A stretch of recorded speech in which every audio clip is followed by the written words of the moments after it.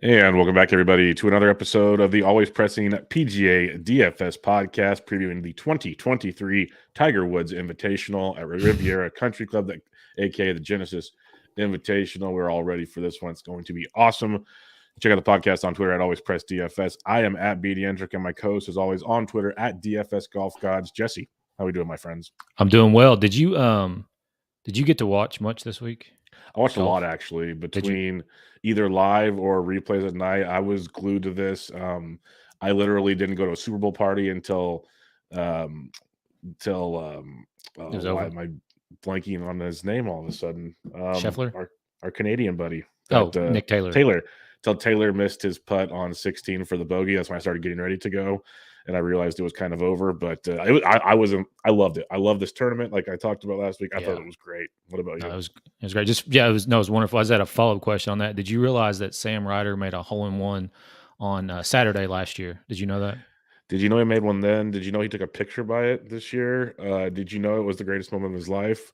And did you know that he almost won the Farmers because he got that confidence from that hole in one on 16 last year? It was crazy, man, to see how many times they fucking replayed that shot, dude. You know what's funny though? Because there was another guy that got one last year too, but somehow they Carlos Ortiz. Yeah, I never noticed somehow that. mentioned that one at all, ever. No, it was funny. I didn't even realize that he made it until they posted all the hole-in-ones on Sunday. Yeah, and just no mention of Carlos Ortiz or showing why would they not mention him? I don't know. What's different there? Like, is he in some other organization somewhere? Yeah, I watched probably, this is the most definitely that I've watched probably since maybe the Masters last year. It's just really fun to watch as far as the atmosphere, and just the golf course is fun too. But yeah, they had to replay that shot 20 times.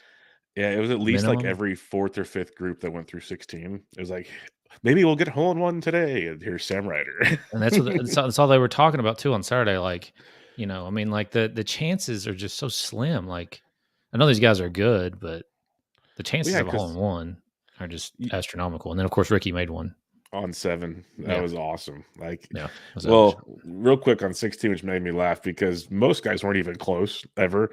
Like the pin placement, I think it was Friday when it was on the far right or whatever. Yeah. They were all just hitting the middle of the green, like not even trying to go pin seeking because you get screwed basically.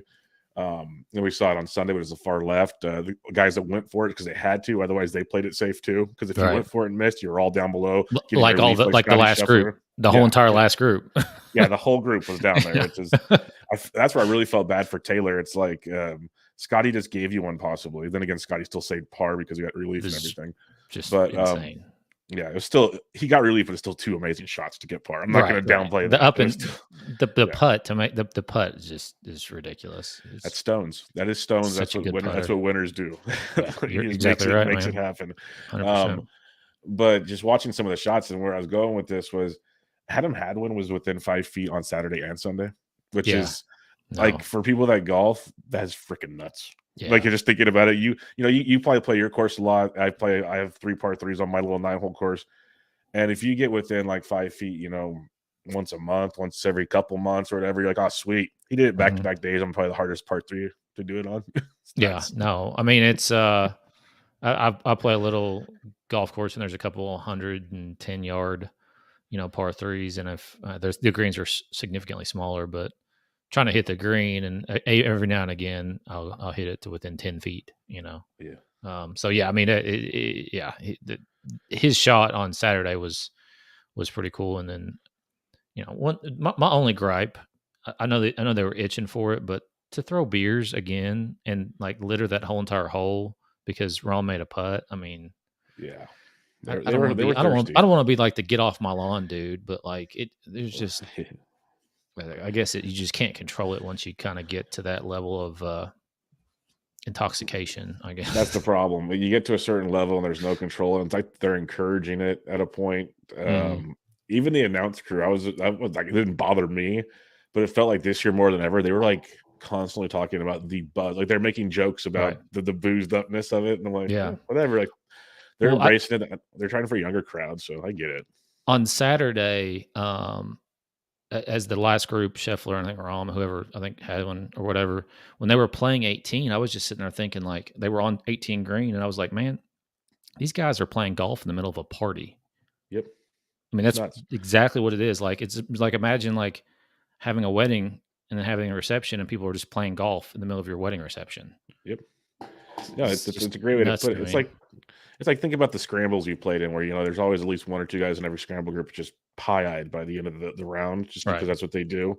Mm-hmm. Now this is everybody around you, like you said, and you're still trying to make golf shots. Right. So like that guy that's playing in your group, for $3 million. Yeah, 3.6 mil, which is nuts. And that's why it's fun to see them just hit the shots. Like, you can see looks on their face once in a while. Like they were all fine with it, but there's once in a while they just have a little look on their face, like, really? Oh, like, we're doing on Saturday, he was off to the right on 17, and he hit a chip shot. That pin was back left, like back in that little peninsula back there. Yeah. And he hit a chip shot. It was a difficult shot. I mean, to try to get this ball close back there, you got water long, you got that bunker to the right, probably had a terrible angle. I don't really know exactly, but he hit the chip shot, and then it was really more of a pitch, probably 30, 40 yards, maybe 50. And he looks back up in the crowd and like just gives somebody just an absolute death stare. And I'm like, how is he holding it together of all people, Like Scheffler, he doesn't give a shit about anything. You can just tell, but Rahm, like, it doesn't take much to set him off. That was one of the other reasons why I was so impressed watching Nick Taylor on Sunday. Like, he's going to battle between Scheffler and Rahm. Mm-hmm. Plus, you got the atmosphere around him. Right. He wasn't phased at all. Like, he was making great golf shots. Yeah, he was. The great thing about this particular course, I mean, I thought it was playing more difficult Thursday and Friday than it usually does. I mean, it was really windy. It was really windy. That really dried the greens out. The greens on Friday were fucking rock. I mean, it was just like hitting concrete on a lot of shots. And ask Justin Thomas. Did you see that clip? Mean, I saw it all. I mean, I watched it all the whole weekend. But yes, did you see the par 3 clip with dropping the F-bomb? That was glorious. Yeah. Oh yeah. Well, it was because it's fucking bullshit. He hits it in the middle of the green, takes a bad bounce, and goes fucking in the water. Yeah. But the cool thing about it, besides like it was fun to watch them play a little bit more of a difficult golf course. I thought it was just because we just get so many, especially early in the season, we get so many freaking, easy golf courses that they're soft and it's just 27 under wins. But this week, it was playing more difficult when it was still 18 under. And you got guys up there like Scheffler and Rahm who were hitting it all over the place. I mean, I know you mentioned about the desert, like we need more cactus out here because it's not penal to hit it in the desert. There was no penalties of anything when they were hitting balls out there. There's got to be something. Like, come on. They're few and far between. And we'll maybe touch on this here in a second, but Xander got a hell of a drop. Oh, Xander he got but you in between Rahm and Scheffler, who are just bombing it, you got Nick Taylor, who's hitting it 30 yards short of those guys off the tee, and he still shoots 16 under. Just a great place. I mean, just a great golf tournament all around. But yeah, Xander's drop, man. I mean, how did we not get more coverage of that? Like, how does this happen? That needed to be so, like, if that was Phil, because you pulled a Phil, that's a Phil move right there. That would have been covered. Bryson move? Yeah. That would have been covered over and over again. And I like Xander, so this isn't me downplaying Xander. I do too. He's the friendly, nice guy, so they're not going to, like, mess with them where they want to exploit the other side of it. I had a pretty good lineup with Xander in it, and it was doing really well until he just I don't know what happened on 15. Like, it was I'm totally blanking right now. Feinberg. I haven't listened. I just listened to, like, the intro recap of this on Mail's pod today, and he said the golf gods cursed him because he got that drop. Because after that, he went like double bogey. Basically, after that, between the rest of Saturday and all of Sunday, I think he shot like 4 over par. He was tied for the lead. He was tied for the lead, and then ended up like 2 or 3 over or something. Yeah, he couldn't make a putt either. He ended up for the tournament. He shot 70-70 on the weekend, so 1 under. But yeah, going into 15 on Saturday, he was tied for the lead, and then he leaves his third shot in the bunker and has to chip it out, and then it's just an absolute shit show from there. Can't make a 5-footer. I had him in OAD this week, and I was tilting him all week because he was just pinpointing greens and could not make a putt. Yeah, he was throwing darts, man, and he looked really good until 15 on Saturday and just completely lost it. But yeah, that drop was like, just seeing the picture of it, like that's a burrowing animal hole, because it's. I'm so confused. Yeah, that was rough. That was a rough look. And the coverage was good. I mean, don't get me wrong, but they dropped the ball on that, and then they are just maybe this is just a sacrifice we're going to have to make because the commercials at the end, like they just after every shot they went to commercial. Yeah, those gotta go. The thing about that is before, like in prime time, whenever there's a lot of guys on the golf course, they're not going to commercials much. So maybe that's just a sacrifice we have to make. I don't know. It sucks, especially at that tournament, because to watch guys go from one place, one hole to another with people yelling at them and just the absolute insanity that is going on around them is kind of fun, but whatever. I mean, I got a couple more questions for you. I know it's a longer recap for the most, but it's actually a good tournament with a lot going on that took place. So it's kind of fun to recap. We're not even going to hit on most of it. Like Rory played like crap, and Rory flat out said on Thursday he doesn't like playing here. So like I've shocked he played so well on Friday to make the cut. Let's put it that way. Yeah. There's just a handful of things like that. But two things is when you mentioned about the course that I really liked is it was a tough course, but fair if you made the right golf shots. That's how every golf course should be. I agree. Like that's how they all should be. You don't have to have 4 foot rough, but make a good golf shot, get rewarded. Make a bad shot, you're going to struggle. Like that's just simple golf. That's a beautiful thing. And to that extent, they kind of joked about it, but I don't know if there is too much of a joke because think how fun it would be to have a Ryder Cup at this place. Yeah, no, I don't disagree, especially with those fans and stuff. Holy crap. The fans, and if you build the Coliseum again on 16, that would just be absolute insanity. The problem is I guess really most of the matches will get to 16, but either way, with the particular set of golfers that we have that tend to hit it farther, but not necessarily more accurate. I think it would, because obviously just hitting the desert doesn't matter. They're going to. I mean, I've never seen so many insane golf shots out of the desert. Yeah, Kevin comments on because I even not to any more cactus is planted. I said like I've never seen so many great shots out of the ground, like that's almost hitting off a cart path. It felt like to me. Yeah. And Kevin's like hit small ball before big ball. Sounds so easy, doesn't it, Kevin? Sounds so easy. Like I'd be chunking, I'd be breaking irons. This would be like all a disaster. 100%. Yeah, I mean, because it just changes. Well, I guess if you do it enough, but it changes your mentality when you're hitting out of that versus grass. It's crazy. Another one I have for you is the rumors that started. At least for me, I never noticed it before until this weekend, and I really hate this rumor. Is these elevated events apparently next year will be only fields of 70 and no cuts? Is that true? Because that is garbage. I don't think that's set in stone yet. I mean, you got to have at least if they're going to be invitational fields, I feel like you still need to have at least 130 like this week. Yeah. If it's not going to be full field, and the problem is too early in this year with one course, it is difficult to get everybody around the golf course in 2 days. I mean, obviously this week we had an hour and 45-minute delay, and then we didn't get done until like noon on Saturday to make a cut. So they weren't going to make the cut anyways. Before Friday night. So getting it down to like 120 would be okay in my opinion, 130 maybe, but 70, these no cut events, man, it sucks. I won't be nearly as interested at 70 at all. And they're trying to not be live, so what are we doing? Well, the other problem is like people go there to sit there all day, right? Like they want to be at the golf course all day. And if you only got 70 players going around it, like that's going to cut down on a lot of time that people are at the golf course and may cut down on having 500,000 people around that place in 4 days, which is just utter fucking insanity. Man. I think when the money talks, they'll realize this is not the best idea. That's just what I'm thinking, but we'll see. We'll see what happens. The last thing I have for you, and this is a fun one because I know we'll talk about it a lot next week. How pumped are you for Netflix's thing dropping on Wednesday? Oh, yeah. So it's that latest trailer since we last recorded. Apparently, they have one episode out right now. I don't know if it's on Netflix. I haven't been on there today, but that's what I was told. Episode 1 is already on there. So yes, I will have watched that by the time we record next week. I cannot wait. That's going to be that. I'm currently stuck. If people thought this recap was too much, you throw Genesis and Netflix on. Yeah, we might have like the longest pod we've ever had next week. Just gonna throw it out there for it. I'm currently. Maybe we do a separate Netflix podcast. I don't know, but I'm stuck in a The Walking Dead. Rewatch. So, I've never seen it, and I'm sucked in, and it's just. I gave up about I was like season 6 or 7. I gave up. I'm on 5, so I've heard 8. It was so good for so long, and then it just like I don't know. Some people stuck with it and said it stayed good. Maybe I'll go back someday. It's on Netflix. Cool. Yeah, I watch a lot of stuff, so we'll see. Yep. All right, people have probably had enough of us, but I could sit and imagine. talk about waste all weekend. I thought it was like they don't even call it waste management anymore; they call it WM Open. Like, what are we doing here? Like, whatever.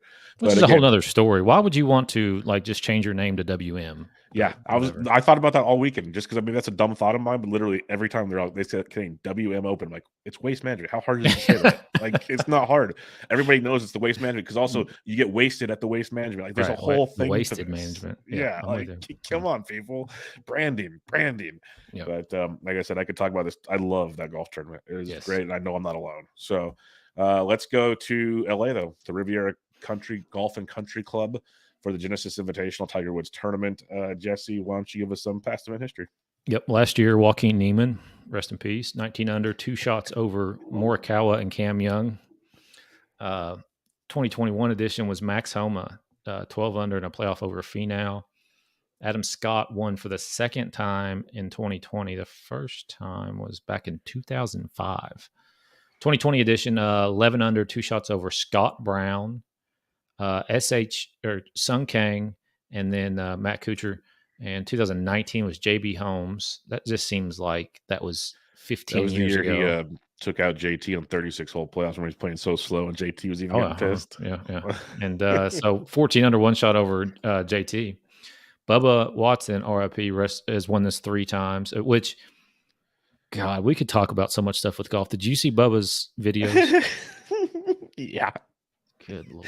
I know. I haven't seen them. It was a really slow time for golf for a while, but the last week has been electric. Literally, we didn't even need to talk. We talking for an hour and not even talk about Genesis with golf. Brooks Koepka going over to Asia and going 78, 74, not even coming close to the I think those line. were reversed, but yes, he didn't make the cut. Yeah, didn't come close to it. There's a lot of things we could talk about. Yeah. Bubba won this for the 3rd time. 12 under, 2 shots over Kevin Na and Tony Finau. Dustin Johnson, RIP, 17 under in 2017, 5 strokes over Scott Brown and Tomas Peters. James Hahn, past champion. He's in the field this week. Have you seen his comments lately? Yeah. He's going at no laying up. He's battling no laying up right now on Twitter. Well, because they were talking about him not wanting. I don't disagree with what he's doing. And then he made a lot more money this week because of the elevated shit. So whatever. But I think part of the reason he voted against it is because we talked about potentially being a 70-man field, James Hahn won't be in those fields. Oh yeah, that's 100% true. If that's the way what it goes, it is, it's simple. Pray to God we don't get there. Yeah. All right, we got the course, the Riviera Golf and Country Club. And I'll try not to keep detouring but like we said, there's a lot we could talk about right now. It's a par 71, 7,322 yards. You only have 3 par 5s, all very gettable par 5s. It's a great course, and I think the Olympics are going to be here when that comes in a few years. So another fun 2024. Fun track for the Olympics, actually, because what's great about this course is the first hole. It's a 500-yard par 5 downhill. It's like if your guy doesn't birdie that one, you should cry, because it's like an automatic birdie for most of these guys. You have it's like a par 4 that's a par 5. It plays the same as I was looking. There's another par 4. It's like 475 yards. They have the same scoring average of 4.3. That's how easy that one is. You also have the wonderful 10th hole, as everybody knows. It's a drivable par 4, but it's risk reward. You have the bunker on the front right. You have all the trees on the left. The greens usually, because a lot of these greens are very undulating, so placement is key, and it's a massive risk reward hole. You see guys birdie this hole, you see guys just get destroyed on this hole. We've seen guys hit shots out of the trees that just make you go, holy crap. A lot goes on there. You have the 200-yard par 3 6th hole, which has 2 tiers and a bunker in the middle of the green. Yep, that's always a fun one. You have the 15th hole. It's a dogleg right, and you started seeing Victor Hovland played at the 17th last year, and some other guys like Bubba's had some really creative shots over there before, RIP Bubba, as you mentioned. So these guys can do a lot of fun things with this golf course. The main thing is it is very narrow fairways, and they get narrower the farther down you go, so it kind of limits the just bomb and gouge approach, because these greens aren't super small, but if you're not in the fairway and can control your wedges, or there's really no wedges because you can't go deep bombing wise, your approach shots, you're going to have trouble staying on these greens. So A lot of around the green play, a lot of bunker play on this course, a lot of bogey avoidance on this course. They're POA greens. Rough is Kukui. You're gonna love that one. That's my local course has Kukui. You're gonna hear it a million times. It sucks. It's the worst. You never get the same shot twice in a row. Sticky too, right? Very sticky. Catches everything. And I'm like a Joe playing golf, so it screws me over when these guys make certain shots. I just want to like break my TV and go, "How did you do that?" But it's a fun course. There's a lot of history to it, and most importantly, it's a shot maker's course. A lot of iron shots from like 150 to 200, almost 175 to 200. Most of the par fives outside of that are the other two par fives outside of the gettable first hole, 550 to 600. A lot of the par fours outside of like the drivable par four are like 450 to 500. So you get a lot of length on the par fours, where your par fives and par threes are pretty gettable. So it's a good course. A lot of different shots to make, shot shaper, approach shots. It's going to be fun, but better be in the fairway. I'll say that much. What's your what do you got? What are you looking at this week? Yeah, I mean it's more accuracy than distance. I mean, if you look at some of these past winners, I mean, obviously Neiman not necessarily known for hitting it super far off the tee, but I mean he could still hit it. Max can hit it too. Adam Scott, back in his prime, he could really hit it. But yeah, I mean, so you're just really kind of looking for more accuracy, and obviously the score last year, 19 under, is a bit of an outlier. The winner is going to be around probably mid teens. So got to have birdie or better still because of that, and a good short game around here is going to matter as well. Yep, it's going to matter. And one other thing, it's a field of around 130, 131. If I saw anywhere between 130, 132, I think it's sticking at 131. We'll see. Invitational, I think it's all about like 5 of the top 100 in the world are going to be here. It is the most talented field we've seen since a major, they said, even more so than last week in Arizona. So keep that in mind. It's going to be a doozy. So let's have some fun with this one, Jesse. DK scoring 10K and above. You got John Rahm at 11-1, Chef at 10-7, Rory 10-5, JT's back into the $10,000 range at 10-1. So, yeah, pick your poison. Yeah, obviously it's who's who up here. I'm not wouldn't argue with anybody. My only argument is going to be for Scotty Scheffler. Obviously won last week. It is what it is, but he's improved every single year he's been here. He missed the cut in 18 and then finished 30th and 20, 20th and 21, 7th last year. So take that for what you will. But yeah, I mean, these guys, every single one of them has, obviously a very good chance to win. JT, he surprised me a little bit last week. He actually played really well on the weekend and got himself, I wouldn't really say in contention, but he finished in the top 5. Yeah, 4th. He finished 4th. So he does 67, 65 on the weekend. Pretty good. He just couldn't putt early on. That was his thing. And once he got the putter going, he was a lot like Xander. Just flipped rolls on the weekend. Yep. And I don't mind JT at 10-1 in this one. You look at his recent form here at this tournament: 6th, miscut, 2nd, 9th. So when he makes the cut, he definitely contends here. And I think he's starting to come into form. It's just his putter. Even if you look at past 24 rounds, he's 103rd in this field in putting, but everything else is pretty strong. He's first around the green, 16th in the proximities we're looking for.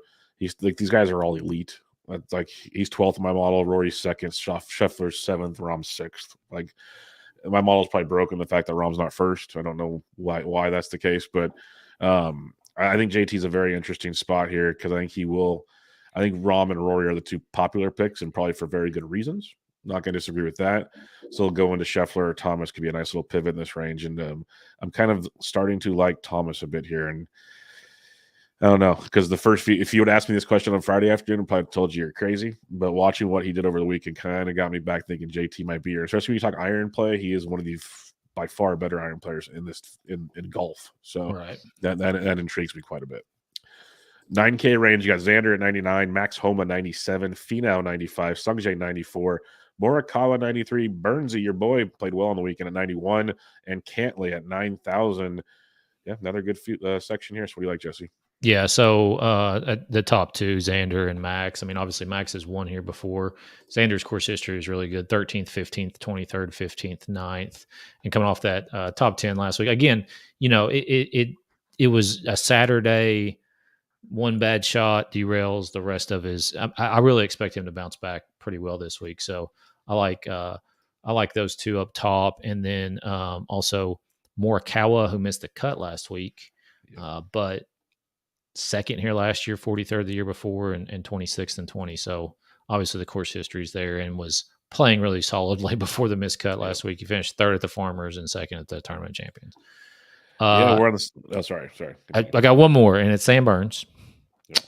I don't know why I wouldn't. At this point, I just can't quit. He did miss the cut here last year, third the year before that, 23rd missed cut. So he's only made the cut 2 out of 3 times. But what for me was impressive was a 64 on Saturday at the Waste Management, WM, bogey free 64, and then he turned around and shot 68 on Sunday. So I feel like Sam and Morikawa are going to be under-owned because a lot of people are going to start with the guys up top and then immediately, maybe potentially grab like Homa, Xander, and then you're going to have to shoot straight down. So this could be a forgotten kind of range there where Morikawa and Burns are.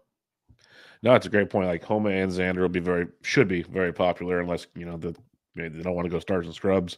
And I like them both. You mentioned the past win from Homa, Xander's history, and the way Xander's he just couldn't putt last week. Like we talked about, his iron play was exquisite. Yes. And that's going to come in handy here in a big, big way. Not sure if you saw Homa, but when he kind of struggled over the weekend. He did. Did you see the club throw out of the bunker on one? It was glorious. Yeah. And then this is where the drunk fans on 17 come in handy, where he chipped in and rolled back to him, and they started chanting "One of us." Yeah, that was amazing. Yeah. If anybody could take that, he's the guy for it. So that was good to see. But yeah, I'd go right back to Homa for sure. I love the Morikawa thing, especially not just for what you mentioned, but like he's first in good drives for the last 24 rounds, third in approach, all the things we're looking for.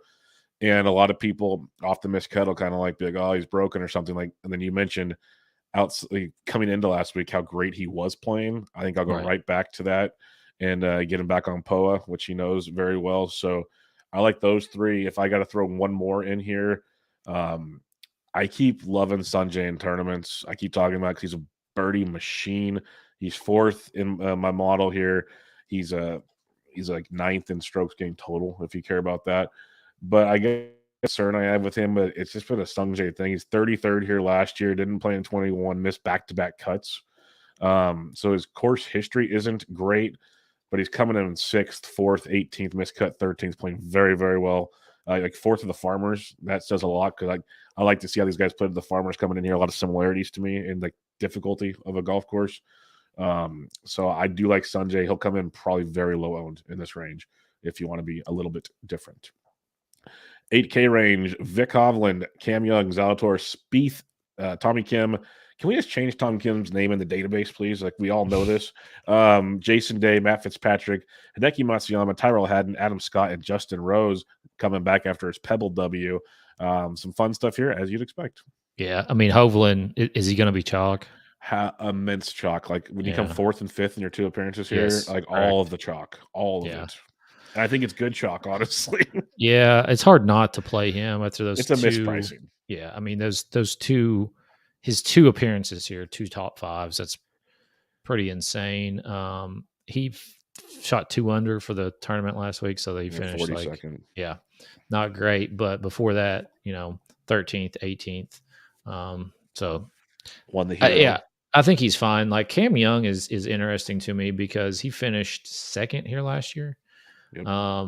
So that's obviously there. He did not have a good weekend. 64th. Yeah. He finished, but he did finish 2nd in the Saudi thing the week before. Yeah. I mean, he's playing all right. Maybe it's just doesn't like desert golf. Who knows? But finished 2nd here last year. And then, man, keep kicking myself every fucking week not playing Jason Day. And so this is going to be the week that I do it. So this is probably the downfall. I was looking at the course history. It's not good. Miscut, 64th, 62nd, miscut. So that's not great. But, at the last week at the WM, he had a really good showing, finished 5th. Before that, 7th, 18th, and 2 starts. I mean, it's hard to argue with that form. And at this price, he's a proven winner. So if he gets in contention, it's not like he's just going to fold over like some other guys would. And then Justin Rose at 8,000 obviously won the Farmers. They won Pebble. Pebble, excuse me, not the Farmers. Pebble has not missed a cut here since 2010. He hasn't played here since 2020, but he hasn't missed a cut here since at least before 2010 at some point. That's all data I have. So the course history's there, the form is there. Seems like pretty solid play. Yeah, Hovland is going to be like just crazy chalk, and it's going to be really hard to fade it. I'm going to be 100% honest there. This is not JT Poston chalk. This is different chalk with Victor Hovland. So I'll probably be all aboard that train as well. I guess we'll watch ownership as the week goes on and really get a better idea, but he's going to be crazy chalk. Cam Young's interesting. Willie Z is the wild card for me here at $8,700. He rates out phenomenal on my model. He's first in the par fours, 450 to 500 over the last 24 rounds. But you just don't know how the back's setting up. Like he got miscut at the Farmers, 36th at the Amex, 11th at the Century Tournament of Champions. He finished 26th and 15th in his 2 years here. He hasn't played in a few weeks, so maybe he's let the back rest. If he's ready to roll, I think he's a very, very interesting play at this price point, potentially lower owned at $8,700. Obviously, we don't have the best golf beat reporters out there to help us with this stuff, but I'd keep an eye on that one. If there's rumors or rumblings that he's doing good and healthy, I think Willie Z at 87 is very much in play. You can always play Tom Kim if you want. I'm not as excited about Tom Kim this week, I'll be honest, as other weeks, but you can. I love Jason Day again. I play him a little bit every week. He just keeps playing well. I do agree that eventually he's going to have one of those rounds where like, crap, why did we play Jason Day? But I'm just going to keep running him out there right now. He's a different guy, and he's playing some really good golf. It was fun seeing him and Ricky paired together on Sunday. And both just playing good golf. They're high-fiving each other, having fun. It kind of like old days. It was good to see out there. So don't mind that. The other guys I like is, you mentioned Rosie. I'll mention, keep an eye on Fitzpatrick's neck issue. He took that's an interesting one to me. But Adam Scott at 8K, the guy that's won here twice. He finished like 21st at the Sony, 29th at the Century. Hasn't played since Hawaii because it's Adam Scott. Why would he? But even last year, 4th here last year, 38th, 1st, 7th, 53rd in the last 5 years, he's making cuts. So Scotty at 8,000, he's probably cash game valuable with some tournament appeal at that price point for me. All right, 79 to 75. You got Siwoo, Fowler, Clark, Thigala, Power, Bradley, Connors, Montgomery, Killer Keith, Harmon, Hadwin. Man, I love these loaded fields. What do you like in this range? Yeah, this is a pretty good range. It's just time, I guess. Ricky Fowler, man. Yep. I don't know. I can't deny it anymore. Just like Jason Day, I can't let my past thoughts about those guys, come into play anymore. They're playing good golf. I mean, obviously, Ricky last week had the hole-in-one, but other than that, he couldn't putt, which is really weird for him. Like, I watched him hit so many fucking lips on Saturday, and then it was the same thing. Like, you cut to Ricky Fowler, he's hit a great shot in there, and he doesn't even sniff the hole. It's weird because Ricky's usually a great putter, but that's how golf is, You sure you weren't watching Jordan Spieth? I was watching them both. I'm kidding. And neither one of them could putt worth of shit.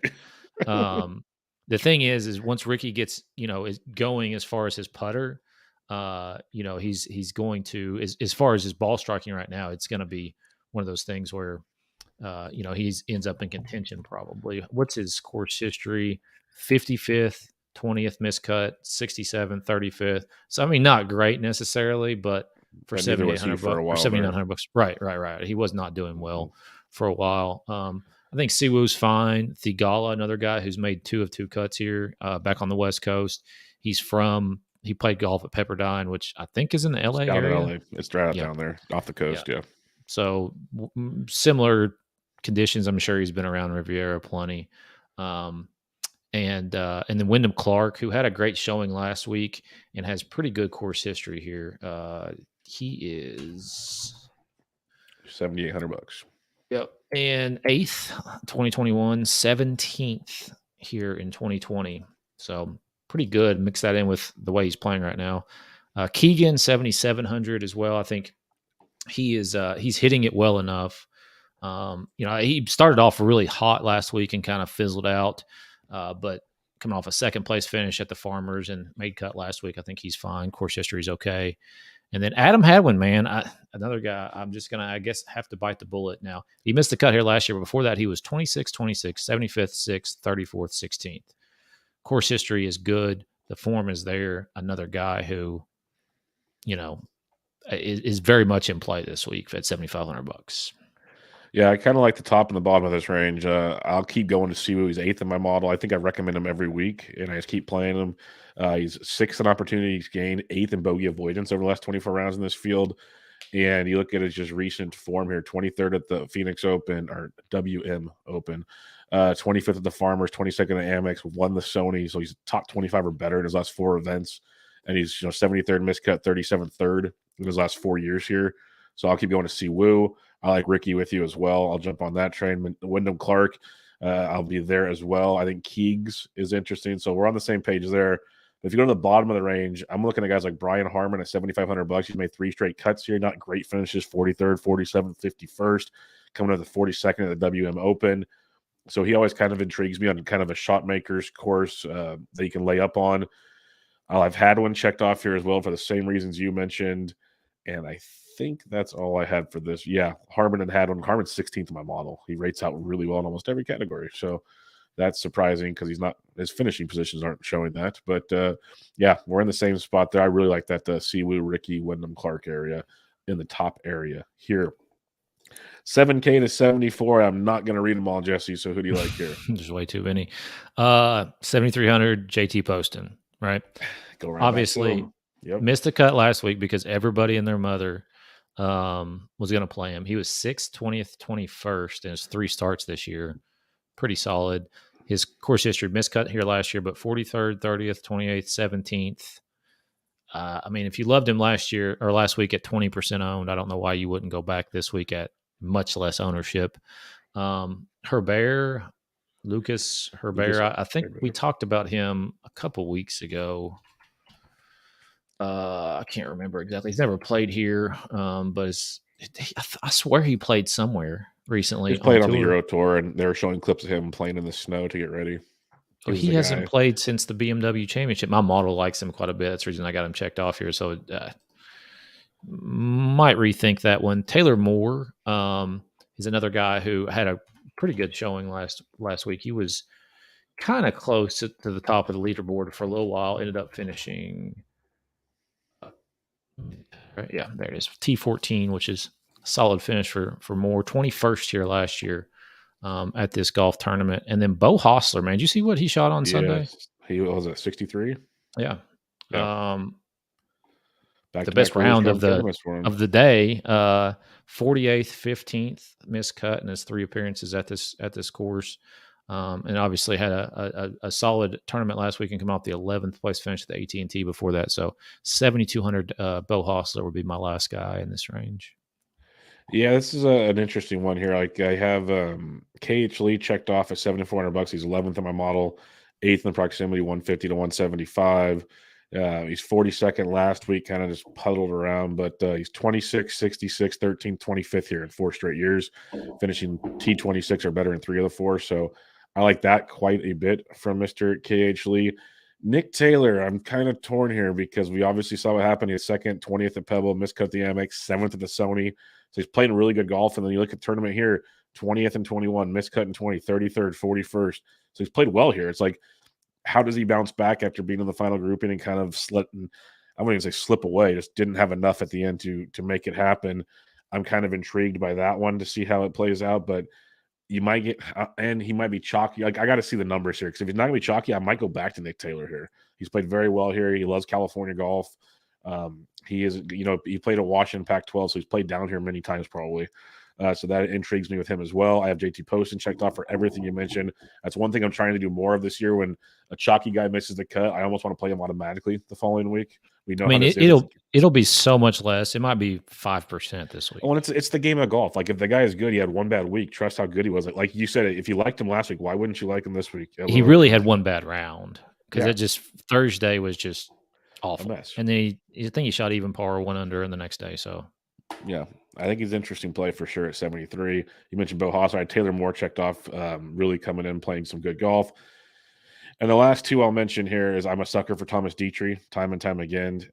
He's just a birdie machine. He's third in bogey avoidance. He's fourth in sand. Says if you do believe bunkers comes into play here. And last but not least, I'm anointing this another P-Raj week at $7,000. Coming in with a 14th of the Phoenix Open after back-to-back missed cuts at the Farmer and the Amex. And the Farmers, he played really well, and then he missed it late on that nasty Friday or Thursday. Yeah, he played really well on Sunday. Missed the cut. This is what's fun about it. Missed the cut here last year, then 12th, 30th, 15th, 26th the previous 4 years. Another guy that likes California courses. Don't play him in cash because it is Patrick Rogers. I will 100% admit that. But when he plays well at courses he likes, he plays really well. It's not like I'd be shocked if he finishes like 50th. If he's playing well, he's going to finish T25 or better, which I'll take at $7,000. So I will go P-Raj this week. What do you like in the 6K range? I tried so hard to click multiple names here. Just couldn't make myself do it. I do have a couple. Aaron Rai, he made the cut here last year. Back-to-back made cuts for him on tour. And then Lonto Griffin at 6,500. He is interesting to me because he's never missed a cut here. Three for three in made cuts. Best finish is 26 a couple years ago. But I mean, at $7,500 or $6,500, do we ever get anybody who's 3 for 3 made cuts at a course? Not very often. Yeah, not very often. Those are the only two. I mean, like I've not had enough time to look into every single the billion names that are below 65, but those are the only two that I could like make myself click on. So, like, I'm always a sucker for Andrew Putnam. With his putting ability, he's great on the par fours at $1,600, but he's been tilting of late, a couple of big missed cuts lately. So it might be the time to get back on him at $6,900. Sepp has not played over here in a while, so I don't know what to do with him at $6,800, but he's kind of intriguing to me. James Hahn loves this place. He's won here before. He's $6,700. He's coming off of a what was it? A 32nd place finish last week after 3 straight missed cuts. If you want to go that route. We have Mr. Hole in One himself, Sam Ryder, at 67. I do like him actually at that price tag here, the way he's playing golf. So he's interesting. I have Lanto at 65 checked off, and I'm going to keep mentioning him every week. He's $100 cheaper this week, and that is Kevin Tway at $6,200. If you want a guy with recent form right now for dirt cheap, and if he could miss the cut, of course, 32nd last week, missed the cut at Pebble, 18th, 54th, 54th. He's made 4 or 5 cuts. He's $6,200. If you want to have even more fun with numbers here. Finished 48th here last year. First time he's made a cut here in 5 years. So $6,200 for Kevin Tway, who's actually playing kind of okay golf. I don't mind if you want to go full punt this week. All right, let's recap things. Jesse here, 10K and above. Who's your number one? I'm going to say Scheffler. I'm going to go JT because I think we know why. We talked about it earlier. 9K range. It's hard not to go Xander. So you're going to go Xander. I'm going to go with Mr. Max Homa. It's a fun range. 8K range.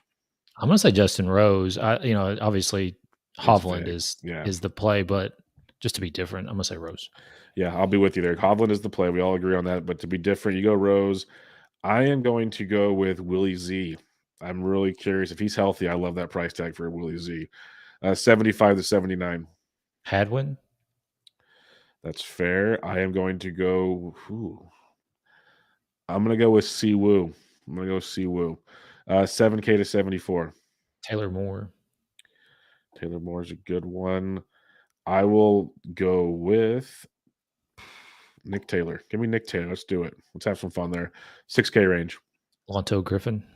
I'll go Sam Ryder at 67. I'll keep having some fun with him and see where it goes. If you're playing cash this week, who are 3 guys you start your cash lineups out with?